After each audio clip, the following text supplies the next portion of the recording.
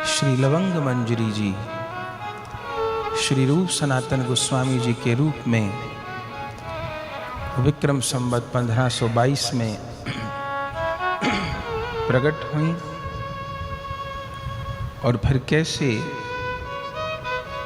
प्रारंभिक जीवन रहा,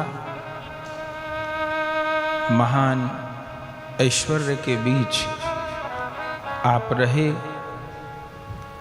लेकिन उस विलासितामय परिवेश में भी रह कर के किस प्रकार दोनों भाई साधना में लगे रहे।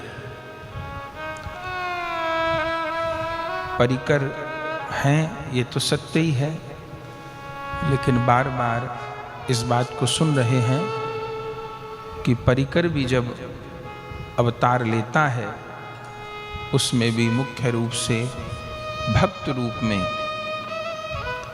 तब तो वो पूरी साधना करके दिखाते हैं कि कैसे साधन होता है। तो उस घोर ऐश्वर्य में वातावरण में, जिसमें बिल्कुल प्रभु को भूल जाने की संभावना थी, लेकिन कैसा आपका वृंदावन का भाव कि वहीं अपने नगर में आपने ब्रज को प्रकट कर लिया, राम केली ग्राम में, और जितनी अवस्था तक आप रहे राम केली ग्राम में, उतने समय तक उसी ब्रज भाव का आस्वादन करते रहे और वृंदावन की प्राप्ति के लिए, राधा माधव की प्राप्ति के लिए विकलता आपके हृदय में प्रबल होती चली गई।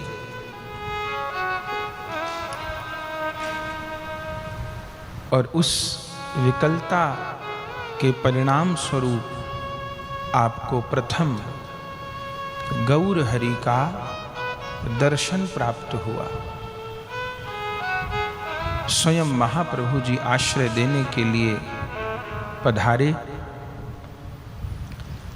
और फिर कृपा करके महाप्रभु जी गए और दोनों भाई किस प्रकार उस जय राधे ये कथा सुनने आए।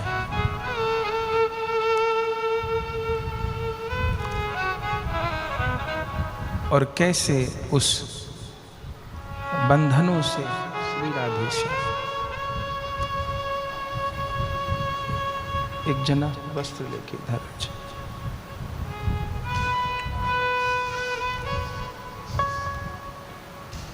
तो उन बंधनों से छूटे, वो ऐश्वर्य, वो व्यवस्थाएं उनको रोक नहीं पाई। नहीं तो संसार में वस्तु, व्यक्ति, स्थान, उसका कितना प्रबल बंधन होता है व्यक्ति को, लेकिन भीतर से पूरी तरह तैयार थे, बस इशारे की देर थी प्रभु के, और चल पड़े। और फिर मार्ग में रूप सनातन जी जा रहे थे वृंदावन के लिए, और महाप्रभु जी वृंदावन से लौट रहे थे, तब मिलना हुआ है। प्रयागराज में रूप गोस्वामी जी से मिलना हुआ, क्योंकि महाप्रभु लौट रहे थे तो पहले प्रयाग आया। उस साल कुंभ था प्रयाग में, गौर कथा में हम लोग सुनते हैं। तो महाप्रभु जी कुंभ में पधारे थे और प्रयागराज में ही विराजमान थे।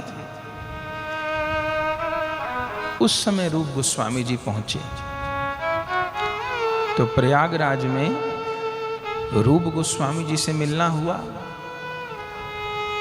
और 10 दिन रूप गोस्वामी जी को अपने निकट रखा और महाप्रभु जी ने शिक्षा प्रदान की।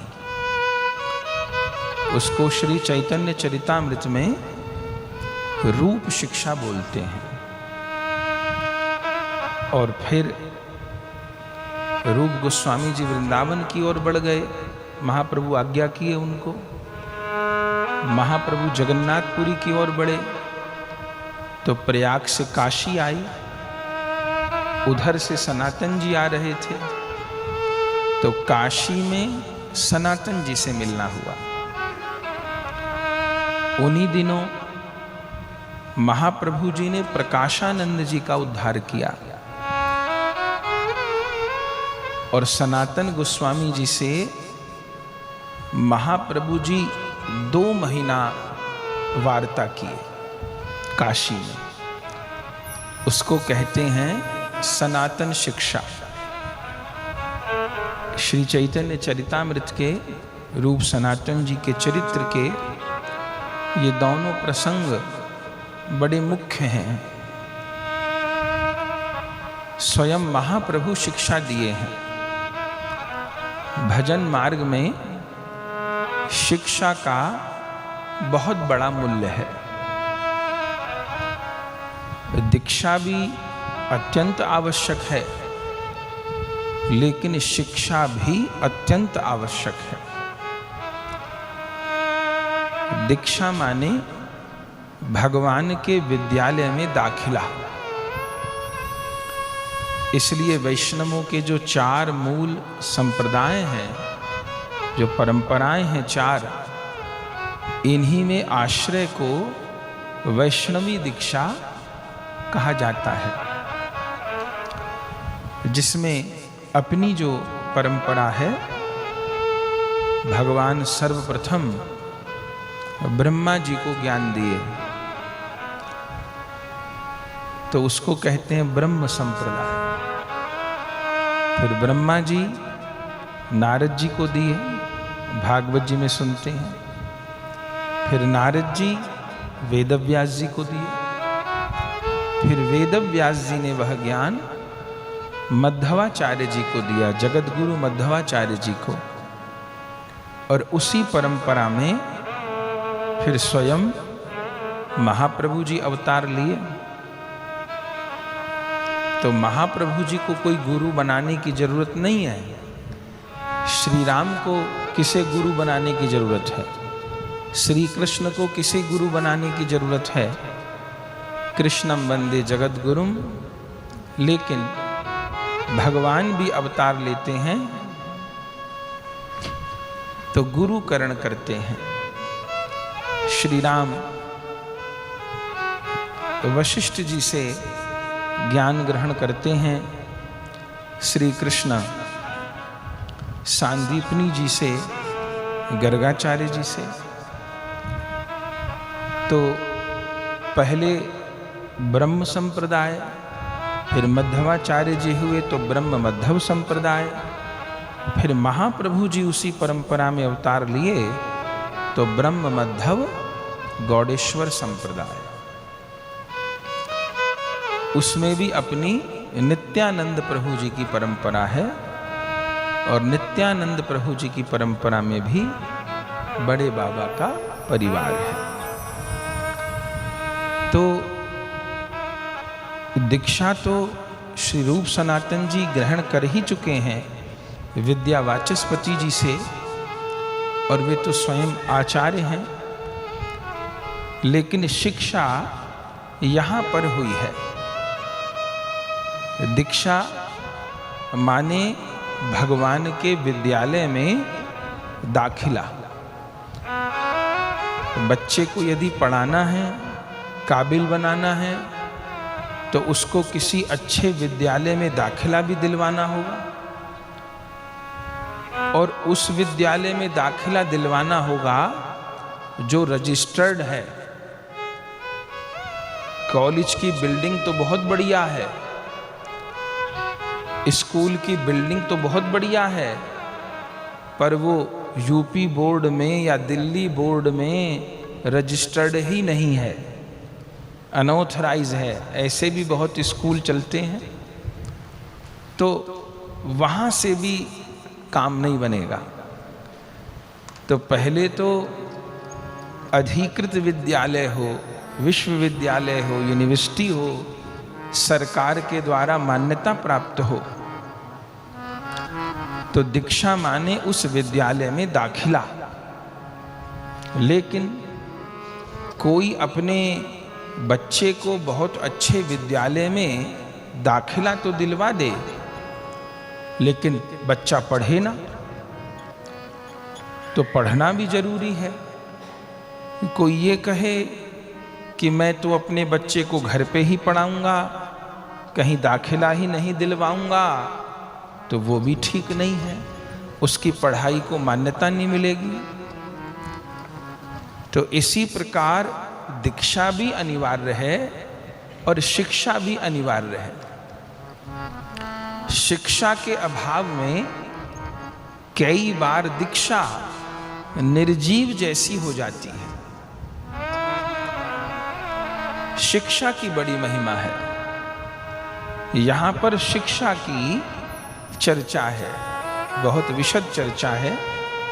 हम लोग उतना विस्तार से तो नहीं, लेकिन सूत्र रूप में उस शिक्षा को समझेंगे, जो कि वैष्णवों के बहुत काम की वस्तु है। शिक्षा माने जानना।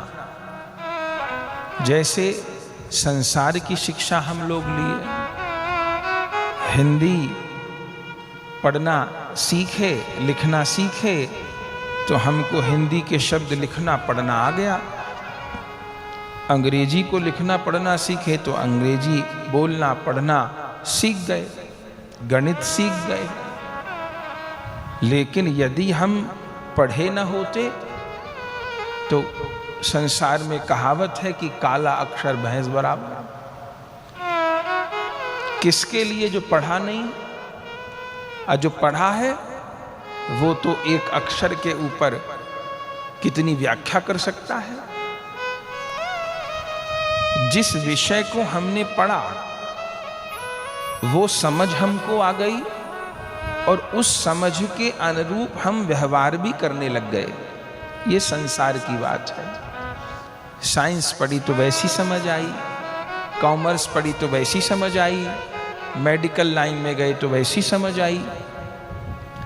पर ये सारी समझ तो संसार तक सीमित है। जिसे राधा गोविंद की प्राप्ति के मार्ग पर जाना है, उसको इस मार्ग की समझ तो करनी पड़ेगी। जिस रास्ते पे चलना है उस रास्ते को समझना होगा, और जिस मंजिल पर पहुंचना है उसको भी समझना होगा। यदि समझ नहीं है तो फिर कोई भी हमको भटका सकता है। किसी ने गणित यदि नहीं पढ़ा हुआ तो वो तो 10 रुपए भी नहीं गिन पाएगा।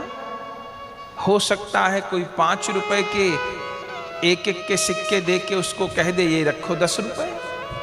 अब उसको गिनना ही नहीं आता कि ये 5 हैं कि 10 हैं, तो वो तो ठगा जाएगा। कोई उसको 8 रुपए 10 बता देगा, कोई उसको 2 रुपये ही 10 बता देगा। लेकिन जिसने पढ़ा है वो गिन लेगा और धोखे में नहीं आएगा।